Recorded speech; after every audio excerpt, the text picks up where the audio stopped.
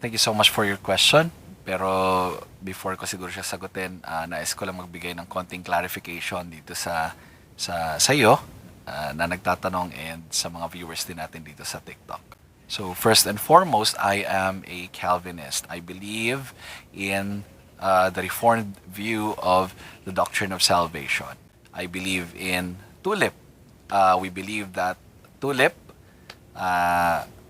stands for total depravity, unconditional election, limited atonement, or particular atonement, or definite atonement, irresistible grace, and perseverance of the saint.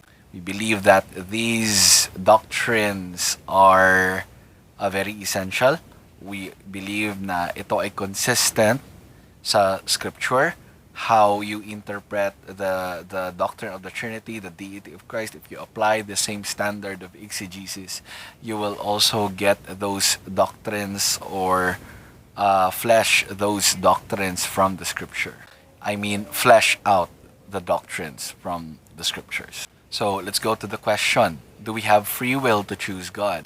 Since I believe that the scriptures teaches that men are totally depraved. Ang ibig sabihin po nun is that yung effect ng sin sa tao causes them to hate God, to not submit to God, to be hostile with God. Sa Romans 8:7, di ba? Hindi sila nagsasubmit sa Diyos. They are hostile to God.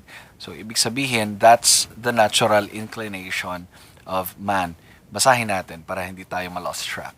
Sabi dito, for the mind that is set on the flesh is hostile to God, for it does not submit to God's law. Indeed, it cannot. Those who are in the flesh cannot do what is pleasing to God. So, ang palagi kong tinatanong doon sa mga nag-adhere sa doctrine of free will, if those who are in the flesh cannot please God, then how can they please God? So, basically, we cannot, di ba? Sabi ng scripture yun. Kaya napaka-importante ng drawing of the Father. Sabi sa John 6, no one can come to me, can come to Christ, unless he is drawn by the Father. So, ibig sabihin, hindi free will yung ginagamit ng tao sa paglapit kay Kristo, kundi yung soberanong pagkilos ng work ng Diyos para siya ay makalapit kay Kristo. So, yun, drawing of the Father. So the shortest answer is no, we cannot come freely to God because of our sin.